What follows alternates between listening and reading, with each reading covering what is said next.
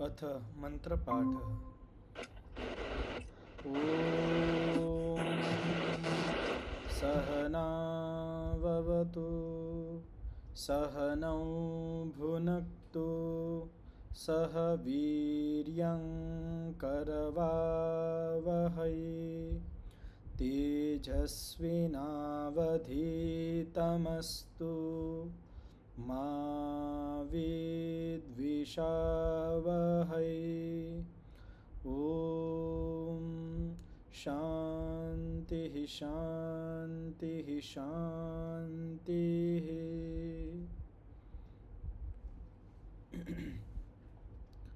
ગઈકાલના પાઠમાંથી કંઈક પૂછવું હોય કે પછી પાછળનું કંઈ પૂછવું હોય તો પૂછી શકો છો. ચંદનભાઈ, કાલ તમારે શું પ્રશ્ન હતો છેલ્લે?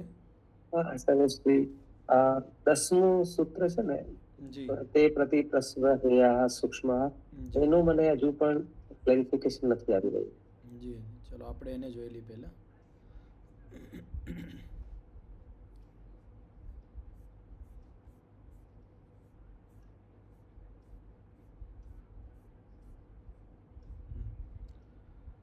તે પ્રતિપ્રસવ હેયા સૂક્ષ્મ.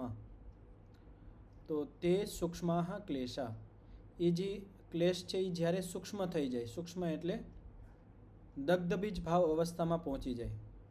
અહીંયા સૂક્ષ્મનો અર્થ છે દગ્ધબીજ ભાવ અર્થ. જ્યારે આપણા ક્લેશ દગ્ધબીજ ભાવ અવસ્થામાં પહોંચી જાય, 5 અવસ્થા હતી: પ્રસુપ્ત, તનુ, વિચ્છિન્ન, ઉદાર અને દગ્ધબીજ ભાવ અવસ્થા. તો જ્યારે આપણા ક્લેશ અવિદ્યા, અસ્મિતા, રાગ, દ્વેષ અને અભિનિવેશ, આ 5 પ્રકારના જે ક્લેશ છે એ દગ્ધબીજ ભાવ અવસ્થામાં પહોંચી જાય તો પ્રતિપ્રસવેન હેયા, પ્રતિપ્રસવેન ચિત્તેન. એક તો હોય પ્રસવ, પ્રસવ મને ઉત્પત્તિ, પ્રતિપ્રસવ એટલે વિનાશ. પ્રસવ અને ઉત્પત્તિ, પ્રતિપ્રસવ એટલે વિનાશ, પ્રસવનું વિરુદ્ધ. તો પ્રતિપ્રસવેન હેયા એટલે આપણું જે ચિત્ત છે, આપણા ચિત્તની અંદર આપણા ક્લેશ રહે છે સંસ્કાર રૂપમાં. તો હવે આપણે એ જે ચિત્તમાં જે ક્લેશ છે એને આપણે બારી નાખ્યા છે, પણ એ વિદ્યમાન છે આપણા ચિત્તની અંદર. એના જે ધર્મ હતો, ઉત્પત્તિ ધર્મો, એ હવે ન થઈ શકે. શા માટે? કારણ કે હવે જે બીજ રૂપમાં છે ને આપણે બારી નાખ્યા છે, ખાલી બીજ રૂપમાં પ્રતિષ્ઠિત છે, બરેલા બીજની જેમ છે. હવે જે એને અંદર ઉગવાનું સામર્થ્ય એ નથી. તો હવે શું થશે? જ્યારે આપણું ચિત્ત પ્રકૃતિમાં લય થશે, પ્રતિપ્રસવ થશે એટલે પાછું વિલય થઈ જશે, પ્રકૃતિમાં મળી જશે, વિલય થઈ જશે, વિલીન થઈ જશે. તો એની સાથે સાથે જે આપણા ક્લેશ છે, જે દગ્ધબીજ ભાવાવસ્થાને પ્રાપ્ત થઈ ગયા હતા, એ ચિત્તની સાથે સાથે પ્રકૃતિમાં વિલીન થઈ જશે. આ કહેવામાં આવે છે. ચંદનભાઈ, સ્પષ્ટ થયું કે આમાં કંઈક પ્રશ્ન છે? હા, સ્પષ્ટ થયું. તો પછી એના પછી ધ્યાનનું વધારે સ્પષ્ટ છે. ધ્યાનથી કેવી રીતે સ્થૂળ વૃત્તિઓથી દગ્ધબીજ થાય છે એ સ્પષ્ટ છે. તો આ સૂત્ર અહીંયા કેમ આવ્યું? આ સૂત્ર પહેલા બતાવી દીધો છે. આ સૂત્ર શા માટે બતાવ્યો? 5 પ્રકારના ક્લેશનું વર્ણન કર્યું, હે ને? 5 પ્રકારના ક્લેશનું વર્ણન કર્યા પછી એનું એમ કહેવામાં આવ્યું કે જ્યારે આપણા જે ક્લેશ છે આપણે આને દગ્ધબીજ ભાવ અવસ્થામાં પહોંચાડી દઈ તો આ પછી ચિત્તની સાથે સાથે નષ્ટ થઈ જાય. હવે પછી પ્રશ્ન આવ્યો કે ભાઈ આને દગ્ધબીજ ભાવ અવસ્થા સુધી કેવી રીતે પહોંચાડવા? તો એના માટે પછી આપણે આગળનો સૂત્ર જોયો હતો, જ્યાં પ્રસંખ્યાન અગ્નિથી પહેલાં જે સ્થૂળ છે એને ક્રિયાયોગના માધ્યમથી કમજોર કરવાના, સૂક્ષ્મ બનાવવાના, અને જ્યારે સૂક્ષ્મ તનુ થઈ જાય તો પ્રસંખ્યાન અગ્નિથી એને બારી નાખવાના, દગ્ધબીજ ભાવ અવસ્થામાં લઈ જવાના. તો અહીંયા શા માટે આ સૂત્ર દેવામાં આવ્યો છે કે ભાઈ એક જિજ્ઞાસા હોય માણસની કે આ 5 પ્રકારના ક્લેશ છે, આનો ક્યારેક તો વિનાશ થતો હશે ને, કારણ કે આ ક્લેશ જ બધું મૂળ છે. દુઃખનું મૂળ પણ ક્લેશ છે. જ્યાં સુધી ક્લેશ છે ત્યાં સુધી આપણું કર્માશય છે અને આપણે જન્મ મરણના ચક્રમાં બંધાયેલા છીએ. તો આ જે ક્લેશ છે ક્યારે નષ્ટ થાય? તો એ જ્યારે સૂક્ષ્મ થઈ જાય, દગ્ધબીજ ભાવ અવસ્થામાં પહોંચી જાય. અને દગ્ધબીજ ભાવ અવસ્થામાં પહોંચ્યા પછી જ્યારે આપણું ચિત્ત ચરિતાધિકાર થઈ જાય, એટલે ચિત્તનો અધિકાર સમાપ્ત થઈ જાય, ચિત્ત આપણને મોક્ષ સુધી પહોંચાડી દે, ત્યારે જે આ ચરિતાધિકાર ચિત્ત છે એની સાથે સાથે આપણા જે દગ્ધબીજ ભાવ અવસ્થામાં પ્રાપ્ત જે ક્લેશ છે, ચિત્તની સાથે સાથે પ્રકૃતિમાં, મૂળ પ્રકૃતિમાં, સત્વ, રજ અને તમસમાં વિલીન થઈ જાય. એ રીતનું છે. સમજાય વાત સરસ. જી.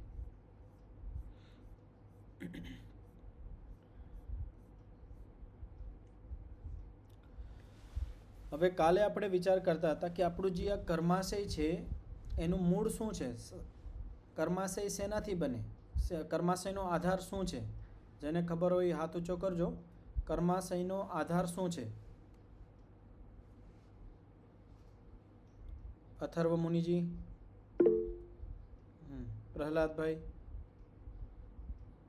નમસ્તે આચાર્યજી. જી નમસ્તે. સકામ કર્મથી કર્માશય બને છે.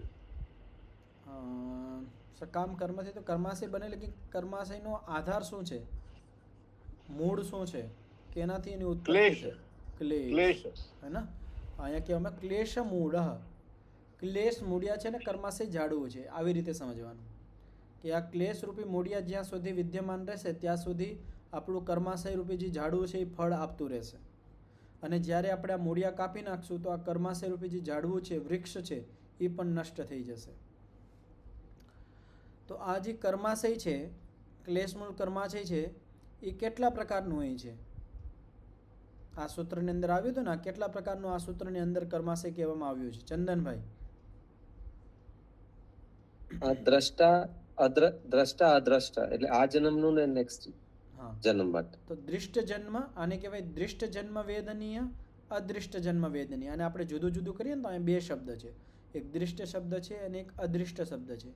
તો દૃષ્ટ જન્મ વેદનીય, અદૃષ્ટ જન્મ વેદનીય. દૃષ્ટ જન્મ એટલે જે આપણો જન્મ આપણને દેખાય છે, દૃષ્ટ છે, સામે છે, વર્તમાન જન્મ.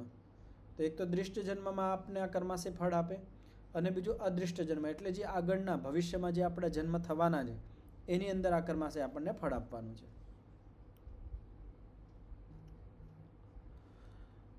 તો હજી એક પ્રશ્ન તમારાથી પૂછું છે કે કેવા કર્મ હોય, કેવા કર્મ આપણે કરીએ કે એનું ફળ આપણને શીઘ્ર પ્રાપ્ત થઈ શકે છે?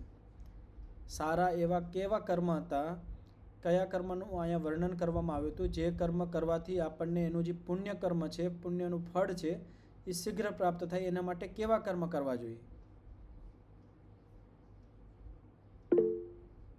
હા, અમૃતા મુનિજી.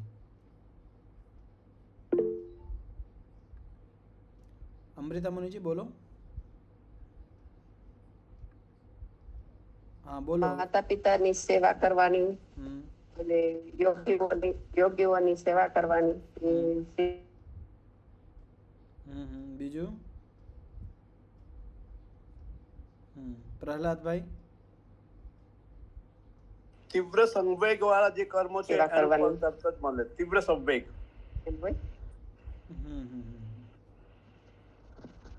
તો અહીંયા એક તો જે હતું ને, જો પેલું હતું મંત્ર નિર્વર્તિતા, મંત્ર જાપથી આપણે તીવ્ર સંવેગની સાથે મંત્ર જાપ કરીએ તો આપણને એનું ફળ શીઘ્ર મળે. તીવ્ર સંવેગની સાથે આપણે તપ કરીએ તો એનું ફળ આપણને શીઘ્ર મળે, જલ્દી મળે. એવી જ રીતે તીવ્ર સંવેગની સાથે આપણે સમાધિ, ધ્યાન કરીએ, મંત્રોનું ચિંતન મનન કરીએ તો પણ આપણે જે સમાધિ લગાવીએ એ તીવ્ર સંવેગની સાથે લગાવીએ તો એનું પણ ફળ આપણને શીઘ્ર પ્રાપ્ત થાય. તેવી જ રીતે તીવ્ર સંવેગની સાથે ઈશ્વરની આરાધના કરીએ તો એનું પણ ફળ આપણને શીઘ્ર મળે છે. દેવતાઓની આરાધના કરીએ, સ્તુતિ કરીએ, એની સત્કાર કરીએ, એની જે વાતો છે એને જીવનમાં લઈ આવીએ, તીવ્ર સંવેગની સાથે આપણે કરીએ તો એનું પણ ફળ આપણને શીઘ્ર મળે. તેવી જ રીતે તીવ્ર સંવેગની સાથે મહર્ષિ લોક છે, ઉચ્ચ કોટીના જે ઋષિઓ છે એની આરાધના કરીએ, એની સ્તુતિ કરીએ, એને જે કીધેલું છે, શાસ્ત્રમાં બતાવેલું છે, જે શાસ્ત્રો લખેલા છે એનું વાંચન કરીએ, એનું ચિંતન મનન કરીએ, એને જીવનમાં ઉતારીએ તો એનું પણ ફળ શીઘ્ર મળે. તેવી જ રીતે તીવ્ર સંવેગની સાથે જે મહાનુભાવ છે, જે લોકોના અનુભવ, જીવનના અનુભવ બહુ મહાન છે, ઉચ્ચ કોટીના છે, એવા જે શ્રેષ્ઠ લોકો છે એની આરાધના કરીએ, એનું સત્કાર કરીએ, સન્માન કરીએ, એની વાતોને આપણે જીવનમાં લઈ આવીએ તો એનું પણ ફળ આપણને શીઘ્ર મળે. તો આ તો આપણે જોયું હતું પુણ્ય કર્માશયના વિષયમાં. આવી જ રીતે પાપ કર્માશય પણ આવું હોય કે જે પાપ આપણે, એવા પણ પાપ છે જેનું ફળ આપણને શીઘ્ર મળે છે. તો એવા કયા પાપ છે જેનું ફળ આપણને, દંડરૂપ ફળ આપણને શીઘ્રતાથી મળતું હોય? તો યથા, જેવી રીતે યથા તીવ્ર ક્લેશેના, તીવ્ર ક્લેશની સાથે, અહીંયા હતું તીવ્ર સંવેગ અને અહીંયા કીધું તીવ્ર ક્લેશ. એક તો છે સામાન્ય ક્લેશ, એક ક્લેશની તીવ્ર અવસ્થા છે. તો તીવ્ર ક્લેશેના ભીત વ્યાધિત કૃપણેશુ. ભીત ભીત એટલે જે બી ગયો છે એવો માણસ, ડરી ગયો છે, કંઈક બીક ઘરી ગઈ છે, એવો જે માણસ છે એના પ્રતિ આપણે કાંઈક અપકાર કરીએ, એને દુઃખ પહોંચાડીએ, એને પરેશાન કરીએ, એને હેરાન કરીએ, તો આવું જે આપણું પાપ કર્માશય બને એનું ફળ આપણને શીઘ્ર મળી જાય. એનું દંડરૂપ ફળ આપણને છે એ તરત મળે, શીઘ્ર મળે. તો તીવ્ર ક્લેશને, એટલે ક્લેશની આ તીવ્રતા છે. માની લો ક્લેશની તીવ્રતા નથી, કોઈ માણસ છે ડરી ગયો છે, બી ગયો છે અંદરથી, અને આપણે એને હેરાન કરીએ છીએ, લેકિન વધારે હેરાન નથી કરતા, થોડાક ક્યારેક કોઈને કરી દીધું, તો એનું ફળ શીઘ્ર નહીં મળે. પણ આપણો સ્વભાવ જ બની ગયો, ઘણા બધા માણસનો સ્વભાવ હોય ને કે જે માણસ બી ગયો હોય એને વધારે બીવરાવે, વધારે હેરાન કરે. તો એવો જે તીવ્ર ક્લેશની સાથે જે માણસની અંદર બીક હોય એવા માણસને આપણે હેરાન કરીએ તો એનું પણ ફળ, દંડરૂપી ફળ આપણને જલ્દી મળી જાય છે. તેવી જ રીતે તીવ્ર ક્લેશની સાથે વ્યાધિત, વ્યાધિત એટલે જે રૂગ્ણ છે, બીમાર માણસ છે, જેને રોગ થઈ ગયા છે, આવા રોગી માણસને આપણે હેરાન કરીએ, પરેશાન કરીએ, અપકાર કરીએ, એને દુઃખી કરીએ તો એનું જે પાપરૂપ જે ફળ છે એ પણ આપણને જલ્દી મળે. તો આપણે સમાજની અંદર જોઈ શકીએ છીએ કે જે દુઃખી માણસ હોય, રોગી હોય, એને કોઈ સતાવે, એને કોઈ હેરાન કરે, એનું જે ફળ છે, દુઃખરૂપી દંડ છે એ આપણને શીઘ્ર જોવા મળે છે. તેવી જ રીતે કૃપણેશુ. કૃપણ એટલે કહેવાય જે ગરીબ છે, અસહાય માણસ છે, જે પુરુષાર્થો કરે છે પણ તેના પાસે ગરીબી એટલી બધી છે, અસહાય માણસ છે, અને એવા અસહાય માણસ, ગરીબ માણસને કોઈ તીવ્ર ક્લેશની સાથે પરેશાન, હેરાન, દુઃખી કરે તો એવા માણસને, દુઃખી જે માણસ કરે છે એવા દુઃખી કરવાવાળા માણસને પાપરૂપ જે ફળ છે એ શીઘ્ર મળે. એટલે સમાજની અંદર પણ કહેવામાં આવે કે જે દુઃખી માણસ હોય એની હાઈ કોઈ દિવસ ન લેવાય. દુઃખી માણસ, જે ગરીબ માણસ હોય એની હાઈ કોઈ દિવસ નહીં લેવાય. હાઈ એટલે એ આપણા પરથી કંઈક એવું વિચારે કે આ માણસનું ખોટું થઈ જાય, એને આપણે દુઃખી કરીએ અને આપણાથી દુઃખી થઈને એ અંદર તડપતો હોય, એની હાઈ લાગે તો આપણે વધારે હેરાન થાય, આપણને તરત એનું ફળ મળે. તો આનાથી વિપરીત કરવાનું કે જે માણસ બીગ્યો હોય એને આપણે સહાય કરવાની, એની બીક દૂર કરવાની. એ શા માટે બીવે છે આપણે પ્રયત્ન કરવાનો કે એનું જે ડરનું કારણ છે આપણે આપણા પુરુષાર્થથી દૂર કરી શકીએ. તેવી જ રીતે જે વ્યાધિ, રોગી માણસ છે, આપણાથી બની શકે તેટલું એનું સહાય કરવાનું, સેવા કરવી તો સેવા કરી શકીએ. પણ હજી આપણે કોઈ સેવા તો કરતા નથી, પણ એ રોગી માણસ છે, એને ઘણા બધા શરીરમાં રોગ છે, અને એવા રોગી માણસને આપણે હજી હેરાન કરીએ, દુઃખી કરીએ તો આપણને તરત જ ફળ મળે છે. તેવી જ રીતે ગરીબ માણસનું. આના પછી હજી પણ કહેવામાં આવ્યું છે વિશ્વાસ, શું કહેવામાં, વિશ્વાસ અપગતેશુ.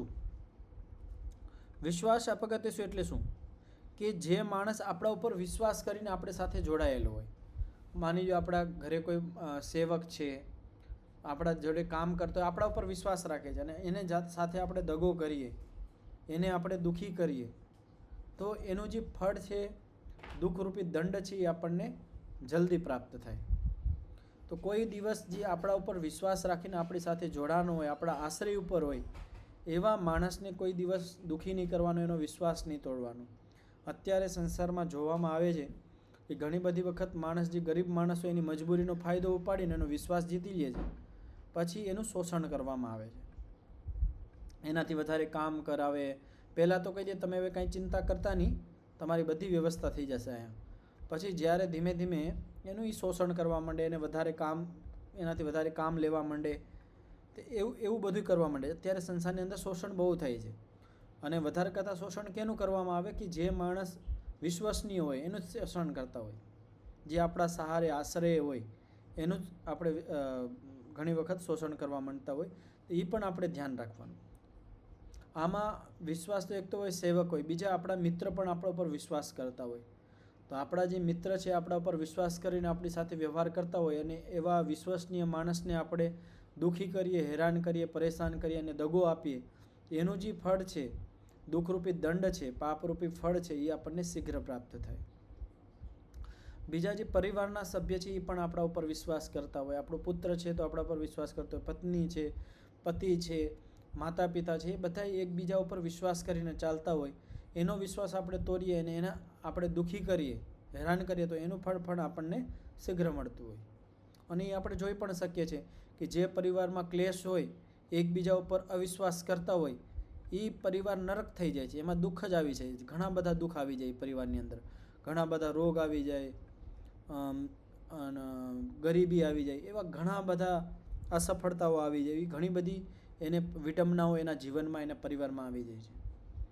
તો એક તો કોઈ દિવસ કોઈનો વિશ્વાસ નહીં તોડવાનો, જે આપણા ઉપર વિશ્વાસ કરીને ચાલે છે એનું કોઈ દી અપકાર નહીં કરવાનો. આગળ શું કહેવામાં, મહાનુભાવે શું વા, ઓર જે મહાનુભાવ છે, મહાનુભાવ એટલે જે મહાન અનુભવોને ધારણ કરીને રાખે છે, એટલા ઘરના જે વડીલો છે, સમાજના જે વડીલો છે, આગેવાનો છે, એવા લોકોને કોઈ દિવસ અપકાર નહીં કરવાનો, દુઃખી નહીં કરવાના, અપમાનિત નહીં કરવાના, એની સાથે સન્માનપૂર્વક વાત કરવાની. યદિ એવા સમાજના અને આપણા પરિવારના જે અગ્રણી લોકો છે, વડીલો છે, એને આપણે દુઃખી કરીએ, અપકાર કરીએ, એના પ્રતિ એને પરેશાન કરીએ, એને પ્રતાડિત કરીએ, તો એનું જે પાપરૂપ ફળ છે એ પણ આપણને શીઘ્રતાથી પ્રાપ્ત થાય છે. તેવી જ રીતે જે તપસ્વી માણસ છે, જે યોગી માણસ છે, જે તપ સાધનામાં લાગેલો છે, જેને પોતાનું જીવન ઈશ્વર માટે સમર્પિત કરી દીધું છે, સંન્યાસી માણસ છે, સાધુ માણસ છે, એવા સંન્યાસી સાધુ માણસને કોઈ યદિ હેરાન કરતો હોય, પરેશાન કરતો હોય, તો એવા માણસને પણ એનું દંડરૂપી ફળ જલ્દી મળે છે. તો કોઈ દિવસ કોઈ સાધુ સંન્યાસી, જે સારા સાધુ સંન્યાસી, તથાકથિત નહીં, જે ખાલી કપડાં પહેરીને સમાજની અંદર ફરતા હોય, એવાને તો દૂતકારવા જ જોઈએ. એ તો કલંક છે સમાજના ઉપર. ખાલી લાલ કપડાં ધારણ કરી લીધા, જીવનમાં કંઈ અધ્યાત્મ નથી, કંઈ શાસ્ત્રોનું વાંચન નથી, ચિંતન નથી, અને એવા લોકોની સેવા કરીને તો આપણે ખોટા દુઃખિત થશું, આપણું સમાજ પતિત થશે. અહીંયા તપસ્વી એટલે જે વાસ્તવિક તપસ્વી છે, જે યોગ માર્ગમાં, સાધના માર્ગમાં લાગેલો છે, ઋષિઓના શાસ્ત્રનું વાંચન કરે છે, ચિંતન મનન કરે છે, આશ્રમમાં કે કંઈ વનમાં રહીને સાધના કરે છે, એવા જે તપસ્વી લોકો છે, સંન્યાસી લોકો છે, સાધુ લોકો છે, એવા લોકોને કોઈ દિવસ હેરાન નહીં કરવાના, પરેશાન નહીં કરવાના. જેટલું બની શકે આપણે સેવા કરવાની. यदि આપણામાં સામર્થ્ય નથી, આપણી ઈચ્છા નથી, તો સેવા ન કરતા તો વાંધો નહીં, પણ એનો અપકાર નહીં કરવાનો, એ લોકોને કોઈ દિવસ દુઃખી નહીં કરવાના. એવા શ્રેષ્ઠ સંન્યાસી સાધુ માણસોને યદિ આપણે દુઃખી કરીએ, એના પ્રતિ અપકાર કરીએ, તો એનું જે દંડરૂપી ફળ છે, પાપરૂપી જે ફળ છે, એ આપણને શીઘ્ર પ્રાપ્ત થાય. તો તપસ્વી શું કૃતુ પુનઃ પુનઃ સ ચાપી પાપકર્માશે સદ્યૈવ પરિપચ્યતે. તો આવા જે લોક છે, જે સમાજની અંદર જેને ડરી ગયા હોય, કંઈક બીક ઘરી ગયો હોય, બહુ અતિ બીમાર હોય, અતિ ગરીબ અવસ્થામાં હોય, જે આપણા ઉપર વિશ્વાસ કરતા હોય, જે મહાનુભાવો છે, વિશેષ અનુભવોને ધારણ કરનાર સમાજના વડીલો છે, વિદ્વાનો છે, જે તપસ્વી છે, સાધુ સંન્યાસીઓ છે, એવા લોકો પ્રતિ જે માણસ વારવાર અપકાર કરે છે, એને દુઃખી કરે છે, પરેશાન કરે છે, અને કેવી રીતે તીવ્ર ક્લેશની સાથે, એ ધ્યાન રાખવાનું, તીવ્ર ક્લેશની સાથે જ્યારે આવા લોકોને દુઃખી કરે છે, તો એવો માણસ જે પાપી માણસ છે, એનું પાપ કર્મ છે, એને જલ્દી જ ફળ આપે છે, એને જલ્દી દંડ આપે છે. પણ એ આપણો ક્લેશની તીવ્રતા ન હોય ને આપણે આ બધું કરતા હોય, વધારે કરતાં તો આપણે સમાજની અંદર ઘણી બધી વખત આવા આપણે પાપ કરતા જ હોય. આપણા ઉપર જે વિશ્વાસ કરતા હોય એનો આપણે વિશ્વાસ પણ ઘણી બધી વખત તોડી દેતા હોય. આપણા જે સમાજના વડીલો હોય, પરિવારના જે વડીલો હોય, એનું પણ આપણે અપમાન કરી દેતા હોય, એની વાતને ન માનતા હોય, એવા આપણે ઘણી બધી વાર કરતા હોય. લેકિન ક્યારેક કરતા હોય અને એમાં ક્લેશની તીવ્રતા ન હોય, એટલે એનું દંડ આપણને જલ્દી નહીં મળે, લેકિન મળશે ખરી, આવતા જન્મોમાં મળશે, પણ મળશે ખરી. હવે આનું ઉદાહરણ દેવામાં આવે છે, આ જે સમજાવવામાં આવ્યું ને એનું ઉદાહરણ દેવામાં આવે છે. યથા નંદીશ્વર કુમાર મનુષ્ય પરિમાણમ હિત્વા દેવત્વેન પરિણત. હવે એક ઇતિહાસનું ઉદાહરણ દેવામાં આવે છે કે જેવી રીતે નંદીશ્વર કુમાર એવા સારા કર્મ કર્યા, શ્રેષ્ઠ કર્મ કર્યા, તીવ્ર સંવેગની સાથે શ્રેષ્ઠ કર્મ, પુણ્ય કર્મ કર્યા, એનું જે ફળ છે એને શીઘ્ર પ્રાપ્ત થયું. શું ફળ પ્રાપ્ત થયું? દેવત્વેન પરિણીત, એ દેવતા રૂપમાં પરિણીત થઈ ગયા, દેવત્વ ધર્મને એને ધારણ કરી લીધો. હતા મનુષ્યને હવે દેવતા બની ગયા. તો નંદીશ્વર કુમાર કોણ છે? નંદીશ્વર આપણે કોને કહીએ? વધારે કરતાં શિવને કહેતા હોય. નંદી એટલે જે બળદ હોય, બળદ કા જેને આપણે બેલ કે એના જે સ્વામી ઈશ્વર એટલે વધારે કરતાં શિવનું છે. પણ આ નંદીશ્વર કુમાર એટલે જે શિવજી હતા એ પણ યોગી હતા, પણ એની સાથે સાથે બીજા જે એના સહચર હતા, સાથે સાથે રહેતા, એમાંથી એક એવા વ્યક્તિ હતા જેનું નામ હતું નંદીશ્વર કુમાર. તે સામાન્ય મનુષ્ય હતા, પણ તીવ્ર સંવેગની સાથે એને શું કર્યું, જે શિવજી હતા અને બીજા મહર્ષિ મહાનુભાવ એની આરાધના કરી, મંત્રોનું જાપ, તપ, સમાધિ, આ બધું તીવ્ર સંવેગની સાથે કર્યું. તો જે મનુષ્ય યોનિમાં હતા, મનુષ્ય રૂપમાં હતા, મનુષ્યથી એને દેવત્વ પ્રાપ્ત કરી લીધું, દેવકોટીમાં વયા ગયા હતા. તો એને શીઘ્ર ही દેવત્વને પ્રાપ્ત કરી લીધું હતું. તો આપણે પણ અત્યારે સાધારણ મનુષ્ય છે, પણ તીવ્ર સંવેગની સાથે આપણે આ શ્રેષ્ઠ કર્મો કરીએ તો આપણે પણ દેવત્વને પ્રાપ્ત કરી શકીએ છીએ, સદ્ય શીઘ્રતાથી જ પ્રાપ્ત કરી શકીએ. એવું નહીં કે આગળના જન્મમાં આપણે દેવ સુધી પહોંચી શકશું. આપણે આ જન્મની અંદર પણ તીવ્ર સંવેગની સાથે સારા કર્મ કરીએ તો આપણે દેવત્વને પ્રાપ્ત કરી શકીએ છીએ, જેવી રીતે નંદીશ્વર કુમારે મનુષ્યથી દેવત્વ સુધી પહોંચ્યા હતા. તથા નહુસોऽપि દેવાનામ ઇન્દ્રઃ સ્વકમ પરિણામમ હિત્વા તિર્યક્ત્વેન પરિણત ઇતિ. તો હવે શું કહેવામાં આવે કે દેવાનામ ઇન્દ્ર એક ઉપાધિ છે. જેવી રીતે આપણા દેશની અંદર પ્રધાનમંત્રી ઉપાધિ છે, રાષ્ટ્રપતિ ઉપાધિ છે, તેવી રીતે એક ઉપાધિ હતી.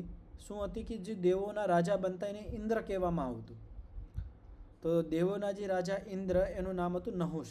ઘણા બધા દેવોના રાજા થયા, એમાં એક નહુષ નામના દેવોના ઇન્દ્ર થયા. ઇન્દ્ર એટલે રાજા થયા.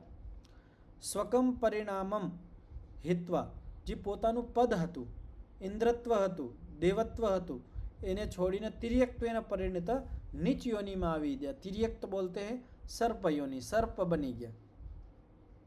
તો હવે અહીંયા પ્રશ્ન થાય, સર્પ બની ગયા એટલે શું? સર્પ બની ગયા તો એનો યોનિ શરીર જ બદલી ગયું?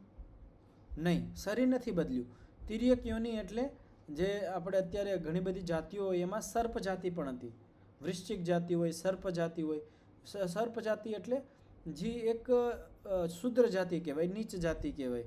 કે પહેલાં તો એ દેવોના રાજા હતા, દેવ હતા. નહુષ નામના જે માણસ હતા એ દેવ હતા, દેવોના રાજા કહેલાતા. પણ એને શું કર્યું હતું? એને એમ જે કથાનું વર્ણન આવે છે કે અગસ્ત્ય મુનિને પગથી પાટું મારી દીધું હતું, એવું વર્ણન આવે છે કથાઓમાં, કે પોતાના પગથી અગસ્ત્ય મુનિનું અપમાન કરી દીધું હતું. તો અહીંયા કહેવામાં આવ્યું હતું કે જે મહાનુભાવોનું જે અપકાર કરે છે, જે તપસ્વીઓનું જે અપકાર કરે છે, એ માણસને પાપરૂપી દંડ જલ્દી મળે છે. તો આ જે નહુષ નામનો જે દેવોનો જે રાજા છે, અત્યંત અહંકારી થઈ ગયો હતો અને અગસ્ત્ય ઋષિનું એને અપમાન કર્યું હતું. તો એના હિસાબે એને તિર્યક્ત્વ યોનિ પ્રાપ્ત થઈ ગઈ હતી. તિર્યક્ત યોનિ એટલે તિર્યક્ત એટલે નીચ કોટીમાં આવી ગયા હતા. એ દેવત્વથી શુદ્ર બની ગયા હતા. અને ત્યાં પછી એને જે દુઃખ ને એ બધું મળ્યું એ મળે જ છે. જે માણસ માની લો બહુ અત્યંત દિવ્ય સુખ ભોગતો હોય, બધી સારી સુવિધાઓ હોય, અને જ્યારે પાપ કર્મ કરે, અત્યંત પાપ કર્મ કરે, તો હવે સારા કર્મમાં એની બુદ્ધિ પણ કામ ન કરે. એ ખોટા જ કર્મ કરતો જાય અને પછી એને દુઃખરૂપી દંડ મળતું જાય. તત્ર નારકાણામ નાસ્ત્રી દૃષ્ટ જન્મ વેદનીય કર્માશય. હવે એક વસ્તુ કહેવામાં આવે છે કે નારકાણામ, જે અત્યંત નારકીય કર્મ કરે છે, અત્યંત ઘૃણિત કર્મ કરે છે, તેને દૃષ્ટ જન્મ વેદનીય કર્માશય નથી હોતું. એટલે આપણે કહી શકીએ કે જે અત્યંત દુષ્ટ માણસ છે, પાપ ઉપર પાપ જ કરતો જાય છે, નિરંતર રૂપે આખા જીવન પાપ જ કરતો હોય, તો એવા માણસને આ જન્મમાં દંડ નથી મળતો. એનો દંડ એને આવતા કઈ જન્મોમાં મળશે, કઈ જેલ મળશે, કંઈ કૂતરો બનવું પડશે, ગધેડો, બિલાડો, શું બનવું પડશે ખબર નહીં, પણ એનો દૃષ્ટ જન્મ વેદનીય નહીં હોય. શા માટે? કે એમાં ક્લેશની તીવ્રતા નથી. ક્લેશ સામાન્ય રૂપથી છે, પણ આખા જીવનની નિરંતર રૂપથી નરકરૂપી કર્મ કરે છે. આપણે કહી શકીએ કે કોઈ કસાઈ માણસ છે, પશુઓને મારે છે, હિંસા કરે છે, કાં પછી બીજો કોઈ ચોરી છે, બીજા લોકોને હેરાન કરતો હોય, જૂઠ છલ કપટ ને આવું બધું જેના જીવનમાં હોય, બીજા માણસને દુઃખી કરતો હોય, સજ્જન માણસ છે, સમાજના જે સામાન્ય આમ આદમી છે એને જે હેરાન કરતા હોય, એવા જે નારકીય મનુષ્ય છે, જે નરકને પ્રાપ્ત કરશે આગલા જન્મોમાં, તો એવા મનુષ્યોનું દૃષ્ટ જન્મ એટલે વર્તમાન જીવનમાં એને કર્માશય ફળ નથી આપતું. એનું અદૃષ્ટ જન્મ વેદીની હોય. આગળના જે એના જન્મો આવશે એમાં કઈ જન્મમાં એને ભોગવવું પડશે. માનવ જીવન એક છે, એમાં કર્મ કર્યા, ઘણા બધા પાપ કર્મ કર્યા, હવે એની જે જેલ છે એ બહુ મોટી છે. આપણે અહીંયા તો શું હોય, કોઈ માણસે બહુ મોટો પાપ કર્યો છે તો એને આજીવન કારાવાસ થાય. આજીવન એટલે 15 વર્ષ માટે, અને એમાં વર્તન સારું હોય તો વચ્ચે છોડી પણ દે છે. પણ ઈશ્વરની ન્યાય વ્યવસ્થામાં આવું નથી. તો આપણે ઘૃણિત કર્મ કરીએ, નારકીય કર્મ કરીએ, તો એવા ઘૃણિત કર્મનું આપણને એક જેલ નથી થતી, ઘણી બધી જેલ થાય. આપણે બહુ ખોટા કર્મ કર્યા હોય તો પહેલાં આપણને ગમે એ કૂતરો બનાવી દે, તો એમાં આપણે ભુગતાન ન થયું હોય, જેટલા કર્મ આપણે ખોટા કર્યા હતા એનું હજી પાપ પૂરું ફળ ન મળ્યું હોય તો કૂતરાનું આપણું જીવન પૂરું થાય ત્યાં પછી ગધેડો બનાવી દેશે, ઘોડો, ગમે એ યોનિમાં નાખી શકે આપણા કર્મ પ્રમાણે, અને ત્યાં આપણે દુઃખ ભોગતા રહીએ. તો તત્ર નારકાણામ નાસ્ત્રી દૃષ્ટજન્મ વેદનીય કર્માશય ક્ષીણ ક્લેશાનામ અપી ના અસ્તિ અદૃષ્ટજન્મ વેદનીય કર્માશય. હવે જે ક્ષીણ ક્લેશ છે, જે માણસે અધ્યાત્મ માર્ગની અંદર અત્યંત પુરુષાર્થ કરીને, અત્યંત તપ કરીને પોતાના જે ક્લેશ છે એને ક્ષીણ કરી નાખ્યા છે, દગ્ધબીજ કરી નાખ્યા છે, એવા જે દગ્ધબીજ કરી નાખેલા જે યોગી માણસ છે એનું અદૃષ્ટ જન્મ વેદનીય કર્માશય નથી હોતું. અદૃષ્ટ જન્મ વેદનીય એટલે આગળના જન્મમાં કર્માશય જે ફળ આપનારું છે એ નથી રહેતું. શા માટે? કારણ કે આગળનો જન્મ તો એનો થવાનો નથી, મુક્ત થઈ જવાનો છે. તો એનું દૃષ્ટ જન્મ વેદનીય, જે એને પુણ્ય કર્યા છે એનું જે ફળ મળવાનું છે એ તો જેટલું બાકી હશે આ જન્મની અંદર મળી જશે. અને જેમાં જે ક્લેશને ક્ષીણ કરી નાખશે તો ક્લેશ ક્ષીણ થઈ જાય એ પછી કર્માશય પર ફળ ના આપે, કર્માશય હવે નિષ્ફળ થઈ જાય, ચાહે સારું હોય કે ખોટું હોય. આ વાત ધ્યાન રાખજો કે આપણે કર્માશય કરેલો છે, પાપ કર્માશય અને પુણ્ય કર્માશય બંને વસ્તુ છે.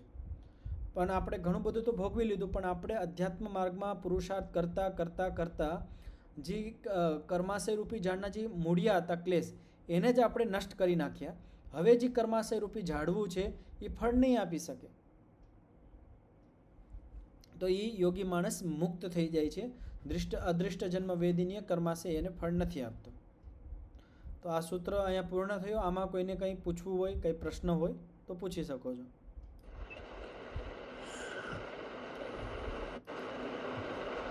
હા પ્રહલાદ બોલો. નમસ્તે આચાર્યજી. જી નમસ્તે જી. એ જે મને શબ્દો નથી ભાવતા બોલતા, પણ એ જે કે છે કે એને આ જન્મમાં ના મળે એનું ફળ, આવતા જન્મમાં જ મળે, એ શું છે?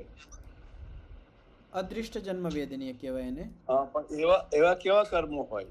એવા જો અહીંયા કીધા ને આવતા જન્મમાં કરીએ એટલે માની લો કે મેં હમણાં ઉદાહરણ દીધું હતું કે કોઈ માણસ છે, કસાઈ માણસ છે, જે ગાયને બીજા પ્રાણીઓને જે મારતો હોય, નિરંતર રૂપથી હિંસા કરતો હોય, જેના જીવનમાં જૂઠ છળ કપટ હોય, નિરંતર રૂપથી જે પાપ કરતો હોય, એવા માણસને આવતા જન્મોમાં દંડ મળે.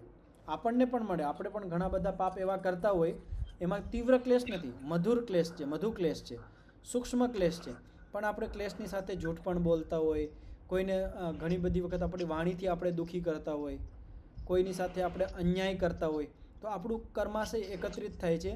આ જે આપણું પાપરૂપી કર્માશય છે એ આપણા આવતા આગળના જે ભવ છે, જન્મો છે, અદૃષ્ટ જન્મ વેદીને છે, ત્યાં આપણને દંડરૂપી એનું ફળ મળશે. તો એનો ફળ છે આ જન્મમાં ક્યારેય મળે જ નહીં. આ જન્મમાં આપણને મળે ને. માની લો કે જેને બંને પ્રકારના કર્મ કર્યા છે, આપણે બંને પ્રકારના કર્મ કરતા હોય. એક હું તમને ઉદાહરણ આપી કે કોઈ માણસ છે એ તીવ્ર ક્લેશની સાથે કોઈ ગરીબ માણસને હેરાન કરે છે, એનું ફળ તો એને આ જન્મમાં જ મળી જશે. પણ કોઈ માણસ, એ જ માણસ થોડાક વર્ષો પછી યા થોડાક મહિના પછી તીવ્ર ક્લેશ નહીં, એટલે સામાન્ય ક્લેશથી ક્યારેક કોઈ કૃપણ ગરીબ માણસનું અપમાન કરી દે, વાણીથી અપમાન કરી દે, તો એ જે કર્માશય બનશે એ એના આગળના જન્મમાં મળશે. અહીંયા વાસ્તુ એટલી છે કે જ્યારે આપણે તીવ્ર ક્લેશની સાથે કરીએ તો આપણને શીઘ્ર પણ મળી શકે. શીઘ્રનો અર્થ અહીંયા બે પ્રકારનો થઈ શકે છે. એક તો આ જન્મમાં, અને જે આગળના બાજુના જન્મ છે, જે આગળ આસપાસ આપણને જન્મ મળવા છે એમાં આપણને મળી શકે. પણ આપણે જે ધીમે ધીમે થોડું કરીને કરતા હોય જે પાપ, એનું આપણને આગળના જન્મમાં દંડરૂપી ફળ મળતું રહેશે. તો જે વસ્તુ પાપ માટે લાગુ પડે છે તે પુણ્ય માટે પણ લાગુ પડી શકે? આવું જ બિલકુલ આ જ નિયમ રહેશે કે જ્યાં આપણે તીવ્ર સંવેગ નથી, સામાન્ય રૂપથી આપણે મંત્રનું જાપ કરીએ છીએ, એના તપ કરીએ છીએ, ઈશ્વરની આરાધના કરીએ છીએ, તીવ્ર સંવેગ નથી, સામાન્ય રૂપથી આપણે કરીએ છીએ, તો એનું જે ફળ છે પુણ્યરૂપી એ આપણને આ જન્મની અંદર નહીં મળી શકે, એ આવતા જન્મમાં મળશે. આપણે શું કરીએ, આપણે એમ કહી શકીએ કે જે માણસ જેટલો પુરુષાર્થ કરે એટલું જ આપણે એને શીઘ્રતાથી કરીએ ને. આપણે દાખલા તરીકે કોઈ પરીક્ષા દેતા હોય, જેના જેટલા બધા અંક આવ્યા હોય એના હિસાબે આપણે એને ફળ આપીએ છીએ કે ભાઈ તમારી પ્રથમ બેચ છે તો તમે એના હિસાબે આપણે એને નોકરી આપીએ કે ભાઈ તમારું આજથી આ જોબ છે. જેમ જેમ નીચા જતા જાય એમ નીચે કરતા જાય. તો જેની જેટલી તીવ્રતા હોય પુરુષાર્થ હોય એ પ્રમાણે એને શીઘ્રતાથી પ્રાપ્ત થાય. જો આચાર્યજી, એનો અર્થ એવો થયો કે તીવ્રતાથી કરેલા કર્મોના ફળ તાત્કાલ મળે છે, ધીમે ધીમે કરેલા સંચિત થાય છે. ધીમે ધીમે કરેલા સંચિત થાય છે. એમાં આપણે સંવેગ, પુણ્ય કર્મમાં વાપરવાનું તીવ્ર સંવેગ અને પાપ કર્મમાં વાપરવાનો તીવ્ર ક્લેશ. તીવ્ર ક્લેશ એટલે અત્યંત ક્લેશિત હોય ને, તીવ્ર ક્લેશ. આ દીધું છે ને તીવ્ર ક્લેશ. જ્યારે કોઈ માણસ તીવ્ર ક્લેશથી યુક્ત થઈને પાપ કર્મ કરતો હોય તો એનું જે ફળ છે એ સદ્ય પ્રાપ્ત થાય, શીઘ્ર પ્રાપ્ત થાય, જલ્દી પ્રાપ્ત થાય, એ રીતનું હોય. હા નીતાબેન, તો આપણે એવું કન્ક્લુઝન કરી શકીએ ગુરુજી કે તીવ્રતાથી કોઈ કાર્ય કરવું નહીં સારું કે ખરાબ? તીવ્રતાથી કાર્ય કરવું સારું છે, પણ પાપ કર્મ કરવું સારું નહીં. પાપ કર્મ તો કરવું જ ન જોઈએ, તીવ્રતાથી પણ ન કરવું જોઈએ, ઓમ પણ ન કરવું જોઈએ. પણ આપણે કરતા હોય તો આપણે તીવ્રતાથી બચવાનું પાપ કર્મમાં. પણ સારા કર્મમાં જેટલી તીવ્રતા એટલું સારું. આપણે જેટલી તીવ્રતાથી, આપણે તીવ્ર સંવેગથી મંત્ર જાપ, સમાધિ આ બધું કરશું તો આપણે શીઘ્રતાથી મોક્ષ મળી શકે છે આપણને. આપણે यदि પુરુષાર્થ કરીએ તો આ જન્મમાં પણ આપણે મોક્ષ પ્રાપ્ત કરી શકીએ છીએ. તીવ્ર સંવેગ હોય. તીવ્રતાનો અર્થ આપણે એવું કરી શકીએ કે કોઈએ આપણું અપમાન કર્યું તો આપણે ઇમિડિયેટલી એને લાફો મારી દીધો. હા, તો એ સારું નથી ને. આપણે અહીંયા રોકવાનું, આપણે વિચાર કરવાનો. હા, એ તીવ્રતામાં ગણાય ને. હા, એ તીવ્રતામાં ગણાશે કે તરત આપણે જે પ્રતિક્રિયા કરીએ છીએ એ તીવ્ર.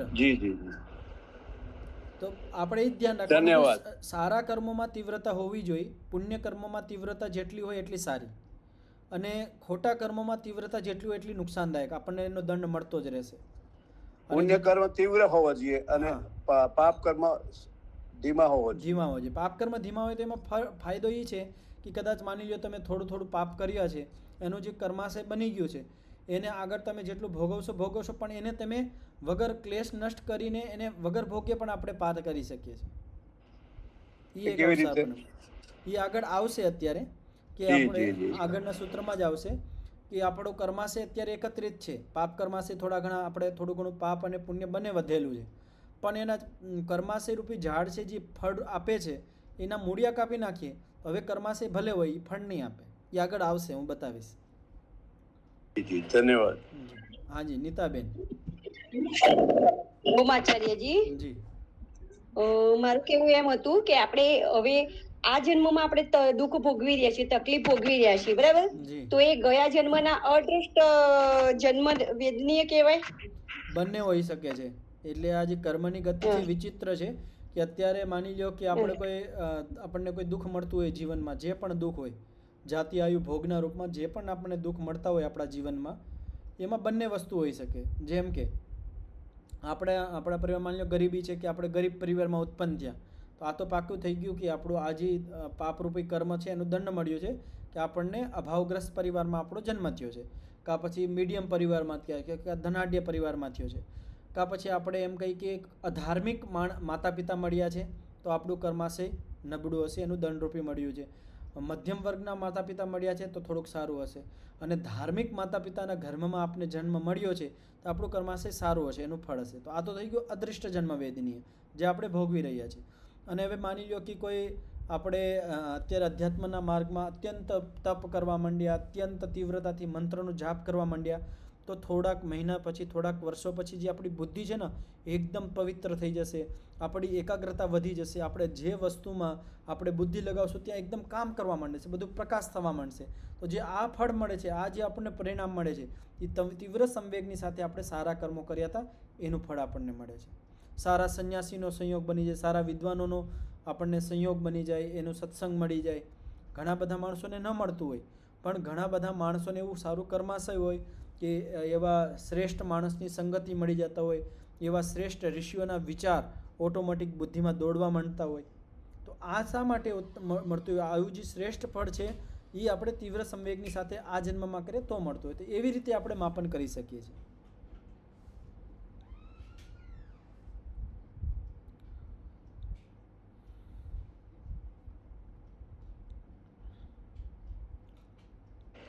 ઓમ. જી આચાર્યજી, એવી એક માન્યતા છે કે કોઈ માણસ તમને અપમાનિત કરે છે, તેની પર તમે ઉપકાર બહુ જ કરેલા છે, તો તમારા એ વખતે એને જે અપમાન કર્યું એને લીધે તમારા પાપ ઓછા થાય છે? એમ તો ન કહી શકીએ, પણ આપણે यदि સહન કરતા હોય, આપણે यदि સહન આપણે એને ઉપકાર કરીએ છીએ પણ સામે એ આપણે અપમાનિત કરે છે, તો એમાં પુણ્ય અને પાપનો શું સંબંધ હોઈ શકે? આપણે यदि એનો ઉપકાર કરીએ છીએ, એનું ભળું કરીએ છીએ, તો આપણું તો કર્માશય બનવાનું છે સારું. પણ આપણે એ પણ ધ્યાન રાખવાનું કે કોઈ ખોટો માણસ હોય, રાક્ષસ માણસ હોય, એવા માણસનું આપણે ભળું કરીએ તો આપણું પાપ કર્માશય બનશે, પુણ્ય કર્માશય નહીં બને. શા માટે? કે એવા રાક્ષસ માણસને આપણે વધારીએ છીએ, એ સમાજની અંદર દુઃખ વધારશે. તો શાસ્ત્રની અંદર કહેવામાં આવ્યું છે કે જે ખોટો માણસ હોય, રાક્ષસ પ્રવૃત્તિનો માણસ હોય, એનો કોઈ દિવસ સાથ નહીં આપવાનો, નકર આપણે પણ પાપી બની જઈએ.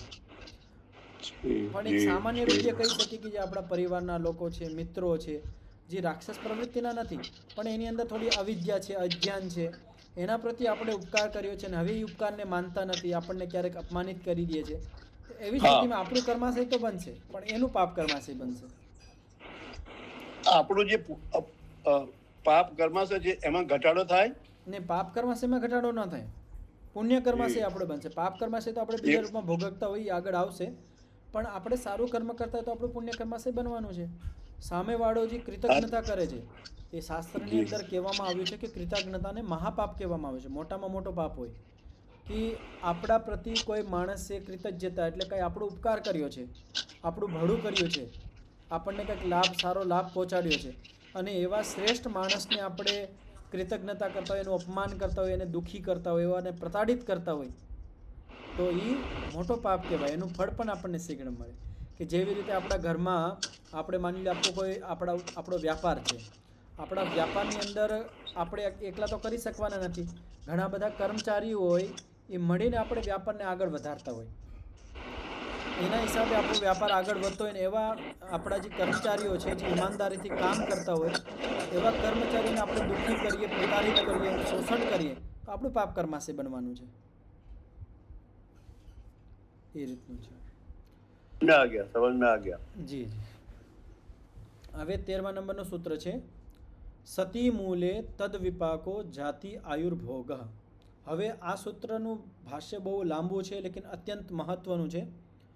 હવે આપણને ઝાડવું તો ખબર પડી ગયું કે આ ઝાડવું શું છે, કર્માશય રૂપી ઝાડવું છે, જે બધા જીવાત્માને મળ્યું છે. હવે જે આ કર્માશય રૂપી ઝાડવું છે, એમાં ફળ કયા કયા લાગે છે આપણને ખબર પડી ગઈ.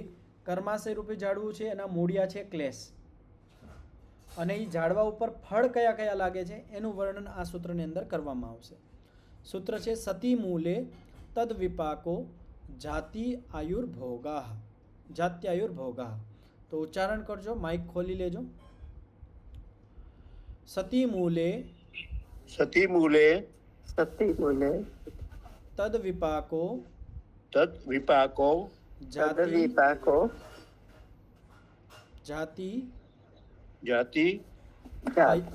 આયુઃ ભોગઃ.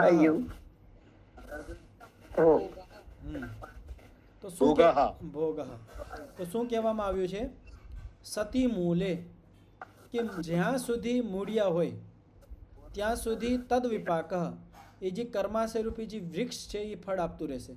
તો બે વસ્તુ અહીંયા આ ધ્યાનથી સમજી લેજો અને બુદ્ધિમાં ઉતારી લેજો કે કર્માશયનું ઝાડવું કેવી રીતે બન્યું. આપણે સંસારની અંદર ઝાડવા જોઈએ તો એનો જન્મ ઉદ્ભવ ક્યાંથી થાય? મૂળિયાથી થાય. પહેલાં એના મૂળિયા થાય, પછી ઝાડવું થાય.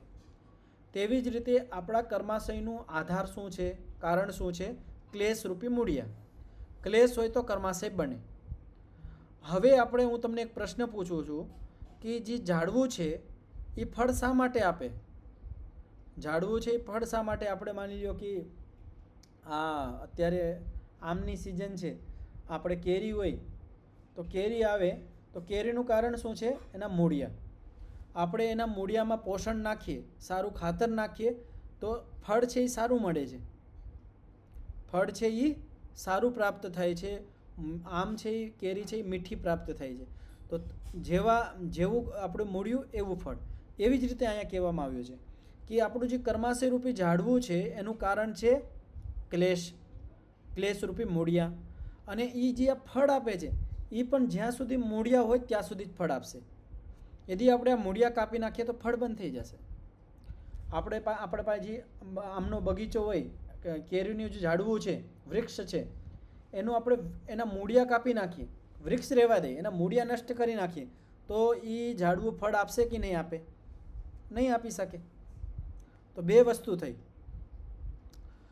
ઝાડવાનું અસ્તિત્વ પણ મૂળિયા છે અને ફળનું અસ્તિત્વ પણ મૂળિયા જ છે. બંનેનું કારણ કોણ છે? મૂળિયા.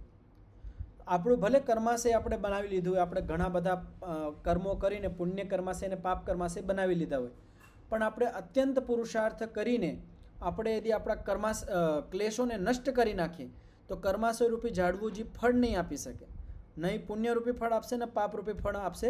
આપણે મુક્ત થઈ જશું, મોક્ષના અધિકારી બની શકીએ. તો સતી મૂલ્ય તદ્વિપાક, જ્યાં સુધી મૂળિયા છે, જ્યાં સુધી ક્લેશ રૂપી મૂળ છે, તદ્વિપાક ત્યાં સુધી જ કર્માશય રૂપી ઝાડવું પાક એટલે કહેવાય ફળ આપે છે. કયા ફળ આપે છે? તો આ કર્માશય રૂપી ઝાડવા ઉપર 3 પ્રકારના ફળ લાગે છે. એક જાતિરૂપી ફળ, આયુરૂપી ફળ અને ભોગરૂપી ફળ. તો આપણને 3 ફળ મળે છે આપણા કર્માશયથી. આ જાતિ કેના હિસાબે મળી? આપણને આપણા કર્માશયના હિસાબે. આયુ કોના હિસાબે મળી? આપણા કર્માશયના હિસાબે. ભોગ આપણે પાસે બધા જે સાધનો છે એ કેના હિસાબે મળ્યા? કર્માશયના હિસાબે. આપણે જે ગયા જન્મોમાં જે કર્મ કર્યા હતા એનાથી જે આપણો કર્માશયનો સંચય થયો હતો, એકત્રિત થયા હતા, એના ફળ રૂપે આપણને જાતિ, આયુ અને ભોગ મળે છે. હવે જાતિ એટલે શું? જાતિ એટલે ઘણી બધી વખત આપણા મનુષ્ય સમાજની અંદર તો ઘણી બધી જાતિઓ છે, પણ જાતિ પ્રાણીઓમાં પણ હોય. જેમ મનુષ્ય જાતિ, હે ને, પક્ષી જાતિ, પશુ જાતિ, એક આ રૂપે કરી શકીએ. પછી આપણે કંઈક ગો જાતિ, એ ગાયની એક જાતિ થઈ ગઈ, ગાય એક પ્રકારનું થઈ ગયું, અને સિંહની એક જાતિ. આ જાતિ થઈ ગઈ. તો આપણને કઈ જાતિ મળી? અત્યારે આપણે મનુષ્ય જાતિ મળી છે. અને આપણો કર્માશય ખરાબ હોય તો આપણને ગાય છે, બીજી ઘણી બધી પ્રાણીઓ પણ અલગ અલગ પ્રકારના મળી શકે છે, જન્મ મળી શકે છે. પછી કીધું આયુ પણ. હાજી પ્રહલાદભાઈ બોલો. એવી પણ એક માન્યતા છે કે મનુષ્યનો જન્મ મળે પહેલા ગાયનો જન્મ મળે, છેલ્લો જન્મ ગાયનો હોય પછી મનુષ્ય થવાય. સાચી વાત છે? મારા ભણવામાં વાંચવામાં તો અત્યાર સુધી એવું ક્યાંય આવ્યું નથી. જી. પણ નિયમ એ છે શાસ્ત્રનો કે મનુષ્ય જન્મ માટે એક જ વસ્તુ થાય છે કે જ્યારે પુણ્ય કર્માશય અને પાપ કર્માશય બંને એક સરખા થઈ જાય, એક લેવલમાં આવી જાય, 50-50% ઉપર આવી જાય, ત્યારે મનુષ્ય જન્મ મળે છે. આપણું પાપ કર્માશય વધી જાય, 70% આપણું પાપ કર્માશય છે અને 50% આપણું પુણ્ય કર્માશય છે, તો આવી રીતમાં આપણને મનુષ્ય જન્મ નહીં મળે. આપણને પછી બીજા યોનિમાં, કૂતરા, ગધેડા, જેમ આપણને ઈશ્વર નાખશે ત્યાં આપણે પહેલાં એને ભોગવવું પડશે. ભોગવીને જ્યાં સુધી 50% ઉપર આવી જાય તો પછી આપણને પાછો મનુષ્ય જન્મ મળે. આ એક નિયમ છે, સિદ્ધાંત છે મનુષ્ય જન્મનો. તો જાતિ, આયુ અને ભોગ. આયુનું હું કહેતો હતો કે લોકવાયકા જ કહેવાય ને આચાર્યજી? જી, ખોટી માન્યતા જ કહેવાય ને? હા, એ ખોટી જ માન્યતા. મેં તો વાંચ્યું નથી, પણ આપણે ગેરંટીની સાથે નહીં કહી શકતો, કારણ કે મેં પણ બધા શાસ્ત્રો નથી ભણ્યા. પણ અત્યાર સુધી મેં કોઈ વિદ્વાનથી કે કંઈ શાસ્ત્રમાં મારે વાંચવામાં કે સાંભળવામાં નથી આવ્યું. જી જી. જેટલું મેં વાંચ્યું છે, સાંભળ્યું છે વિદ્વાનોથી, શાસ્ત્રોમાં જે મારું વાંચન છે. સત્યાર પ્રકાશમાં બી સ્વામીજી લખ્યું છે 50-50% ઇક્વલ થાય તો સામાન્ય ઘરે આપણને જન્મ મળે. એ જ સિદ્ધાંત છે. તો હવે અહીંયા આયુનું જોઈ લઈએ કે આપણું કર્માશય આપણને આયુ નિશ્ચિત આપે છે. શું આપણું કર્માશય આપણને કોઈ કહેતા ને મારું આયુ નક્કી છે, અત્યારે મને હાર્ટ એટેક આવી ગયો તો મારું આયુ મારા કર્માશય પ્રમાણે આટલું જ મળ્યું હતું એટલે મારું મૃત્યુ થઈ ગયું. મારા ઉપર ઝાડવું પડી ગયું તો મારું નક્કી હતું મૃત્યુ, આટલું જ મારા કર્માશયમાં લખ્યું હતું એટલે. આ ખોટું છે. આનો મતલબ એ નથી. આપણું કર્માશય આપણને આયુ નિશ્ચિત આપે છે, લેકિન કેવી આયુ નિશ્ચિત આપે છે? આપણે મનુષ્ય જાતિમાં છે, મનુષ્ય યોનિમાં છે, તો મનુષ્યની એક જે સાધારણ આયુ છે 100 વર્ષ જેવી, તો એની 100 વર્ષની આજુબાજુની આપણે એક નક્કી આયુ મળે છે. આપણે થોડુંક વધારે પણ જીવી લેતા હોય, ઓછું પણ જીવી લેતા હોય, એ આપણે વધારી શકીએ, એ વાત જુદી છે. પણ એક સામાન્ય યોનિની જે આયુ છે આપણને મળી છે. પછી બીજા કીટ પતંગો છે, એની આયુ કેટલી હોય? કોઈ કીટ પતંગ હોય કે 1 કલાક જીવતા હોય, કંઈ અઠવાડિયું જીવતા હોય, કોઈ 15 દિવસ જીવતા હોય, કોઈની આયુ હોય 5 મહિના હોય, કે એની 8 મહિના હોય, કે એની 5 વર્ષ હોય. ઓર કોઈ આત્માઓ જીવાત્માને એવું પણ શરીર મળે છે હજારો વર્ષો પણ જીતા હોય. તો કઈ એવી યોનિ છે જેની અંદર 1000 વર્ષ આયુ મળતી હોય? પ્રહલાદભાઈ, અમૃતા મુનિજી, નીતાબેન, જી ચંદનભાઈ, પ્રશ્ન શું છે ગુરુજી? હું એમ કહું છું કે આપણી કર્માશય આપણને આયુ આપે છે, તો એવી કઈ આયુ છે જેની અંદર 1000 વર્ષ સુધી પણ આપણને આયુ મળી શકતી હોય? નો આઈડિયા. હાજી, કાચબો. કાચબોની પણ આયુ હોય, એનાથી પણ વધારે આયુ લાંબી હોય. એને કહેવાય સ્થાવર યોની, વૃક્ષ યોની. જે ઝાડવા હોય ને, ટોર્ટોઇસ લાંબો આવી ભોગવે છે. ટોર્ટોઇસ ઝાડવા હોય ને, ઝાડવા, વૃક્ષ, સ્થાવર યોની જેને વૃક્ષ કહેવાય. ખરું 200 વર્ષ 400 વર્ષ 200, 400, 1000 વર્ષો સુધી પણ જૂના આપણને મળતા હોય. જે વટ વૃક્ષ હોય, જી, ઘણા બધા જી, જંગલો. જી. તો અને ઈ- કાચબા માટે પણ કહેવાય છે. હા, કાચબા માટે પણ કહેવાય છે બહુ લાંબી આયુ. એ પણ લાંબી આયુ હોય, દંડ રૂપમાં હોય. સ્થાવર યોની જે વૃક્ષ, નીતાબેન માઇક બંધ કરી લેજો. જે સ્થાવર યોની છે, ઝાડવાનું જે દંડ મળતું હોય, અત્યંત નિકૃષ્ટ કર્મ કરીએ ને તો આપણને ઝાડવા રૂપમાં દંડ મળતો હોય એવું શાસ્ત્રની અંદર આવે છે. એમાં વર્ષો સુધી આપણે દંડ ભોગવતા હોય એવી જેલ છે. અત્યંત નિકૃષ્ટ કર્મ કરીએ તો આપણને સ્થાવર યોની એટલે આપણને આ વૃક્ષ બનાવી દે છે ભગવાન. પછી અહીંયા આપણે વર્ષો સુધી એક જેલની અંદર બંધ થઈને આપણે દંડ ભોગવતા હોય. તો આયુ એક જગ્યાએ સ્થિર ઊભા રહેવાનું 200 વર્ષ 400 વર્ષ કેવી રીતે શક્ય બને? એ દંડ રૂપમાં જ છે.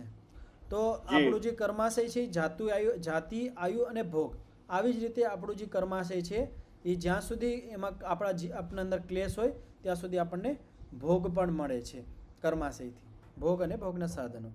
તો આટલું સૂત્ર રાખીએ. કાલે આનું આપણે વ્યાસ ભાષ્ય ચાલુ કરીશું. સમય થઈ ગયો છે, થોડોક વધારે થઈ ગયો છે, તો આજે આટલું જ રાખીએ. ઓમ.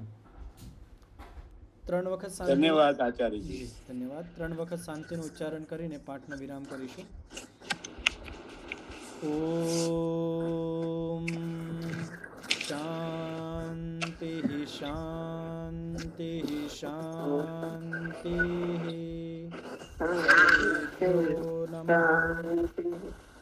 બધાને સાદર નમસ્તેજી. નમસ્તેજી. ધન્યવાદ ગુરુજી. નમસ્તે.